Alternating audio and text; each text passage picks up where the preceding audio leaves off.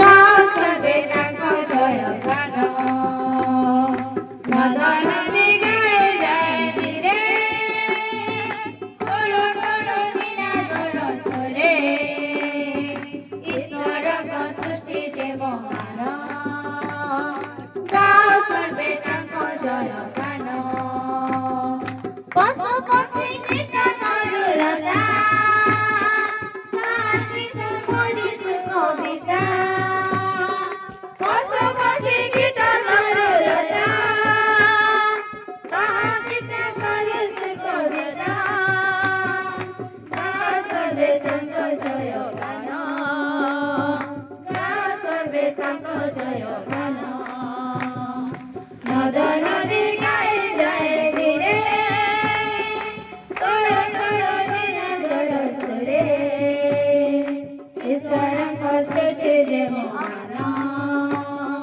ଗାଁ ସର୍ବେ ତାଙ୍କ ଜୟ ଗାନ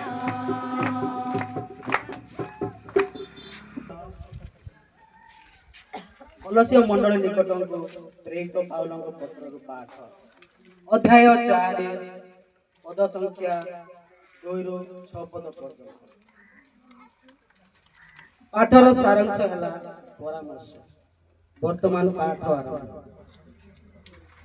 ସଜାଗ ରହି ଧନ୍ୟବାଦ ସହ ପ୍ରାର୍ଥନାରେ ମନୋଯୋଗୀ ହୁଏ। ଏହା ସହିତ ଆମ ପାଇଁ ମଧ୍ୟ ପ୍ରାର୍ଥନା କର ଯେପରି ଈଶ୍ୱର ଆମ ପ୍ରତି ପାଣି ପାଇଁ ଦ୍ୱାର ଖୋଲିଦେବେ। ତାହା ହେଲେ ଖ୍ରୀଷ୍ଟଙ୍କ ନିଗୁଡ଼ ରହସ୍ୟ ଆମେ ଘୋଷଣା କରିପାରିବୁ। ଏଥିସକାଶେ ମୁଁ କାରାରୁଦ୍ଧ ହୋଇଛି। ପ୍ରାର୍ଥନା କର ଯେପରି ମୁଁ ସମୁଚିତ ଭାବରେ ସ୍ପଷ୍ଟ ରୂପେ ଏହା ଘୋଷଣା କରିପାରିବି। ସମୟର ସତ୍ ବିନିଯୋଗ କରି ତୁମେମାନେ ଅନ୍ୟ ଲୋକଙ୍କ ସଙ୍ଗେ ଭାବିଚିନ୍ତି ଆଚରଣ କର। ତୁମମାନଙ୍କର କଥାବାର୍ତ୍ତା ସର୍ବଦା କରୁଣାମୟ ଓ ଲବଣଯୁକ୍ତ ରୁଚିପୂର୍ଣ୍ଣ ହେଉ। ତାହେଲେ କାହାକୁ କିପରି ଉତ୍ତର ଦେବାକୁ ହେବ ତାହା ତୁମେମାନେ ଜାଣିପାରିବ।